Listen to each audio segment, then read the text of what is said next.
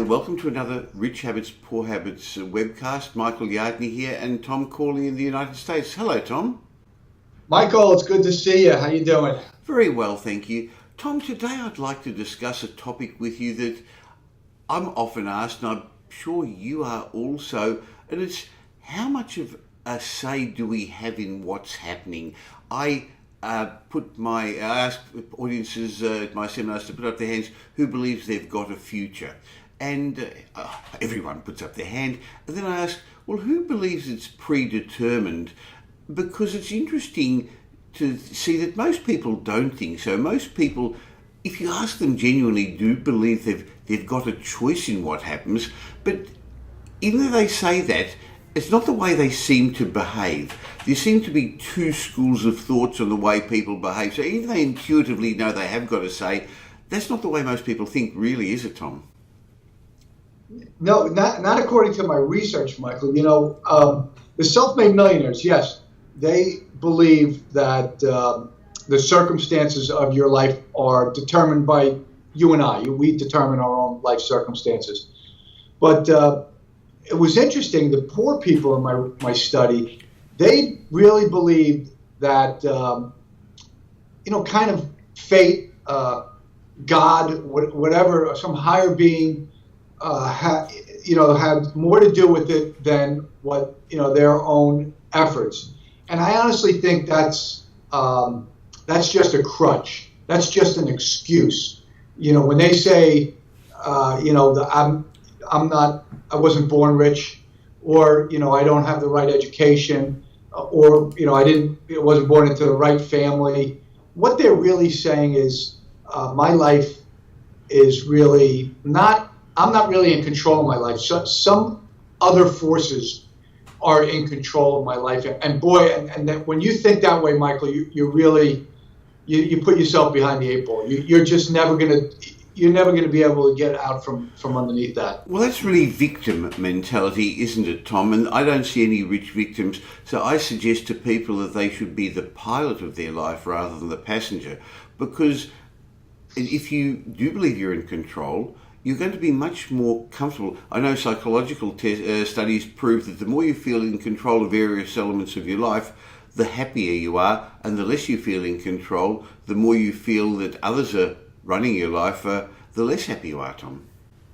Yeah, that's right. So I mean, if you're pursuing something to make you happy, one of the things that frustrates that is when you feel like you're not in control of events, and that most people who are unhappy are unhappy for one of two reasons. One is they don't feel like they're in control of their life, or they're not meeting their expectations in life. There's these unmet expectations.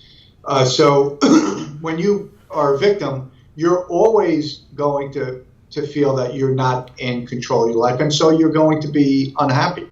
Well, clearly, if you feel you're in control of your life, you are then going to search out mentors, systems, other people to be around to actually create what you have dreamed you want to achieve to help create your goals. On the other hand, if you believe that it's up to fate, the government, the employer, the man, other people controlling your life, you actually live a life of subservience and dissatisfaction. Yeah, you'll be stuck for your whole life in whatever life circumstances you were born into, if you think that way. And the whole thing that's surrounding my research that I think is so profound is that so many of these self-made millionaires came from the middle class and from poverty.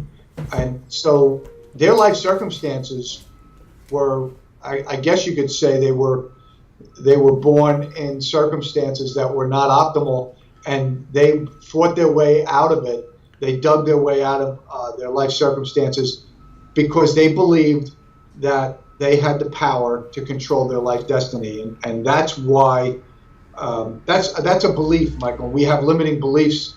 A lot of poor people have limiting beliefs. Even rich people have some limiting beliefs. But Michael, that's one that will hold you back in life. Well, many years ago you did a study of the rich people and your study and the poor people and came up with a whole lot of rich habits and poor habits, and together we've written about them and I've put some input in our book. It's actually doing really well. all around the world, Tom, on my side of the world, on your side of the world, and even in Europe, Rich Habits, Poor Habits. So you can go and look at our website, Rich Habits, Poor Habits, and order your book online. And I'm getting a lot of great feedback about it, Tom, already. Yeah, it's, I've gotten a couple of inquiries from the media on it, and, we've gotten some publicity in CNBC and in Business Insider. So we're going to get the word out. This book is really a powerful book. And if you see some of the emails that I've gotten, Michael, I think I try and send you them. They really like the book because they feel like they understand everything we're saying. It's not over their head. We're not talking 10,000 feet in the air, painting with a broad brush. We're actually telling them this is how this is how you walk. You put your left foot in front of your right foot, and then you put your right foot in front of your left foot, and we explain it in language that I think they can use in their regular life. And I think that's what separates you and I. Our writing, the way we write, is very unique that way. So if you're interested in learning the habits of the rich people and how you can join them and become one of them, get our book, Rich Habits, Poor Habits, and you can get it at richhabitspoorhabits.com. Now, we haven't even officially launched it yet, Tom, because we're waiting for stock to get to the United States, so it's not in all the bookstores yet, but you can get it online through us.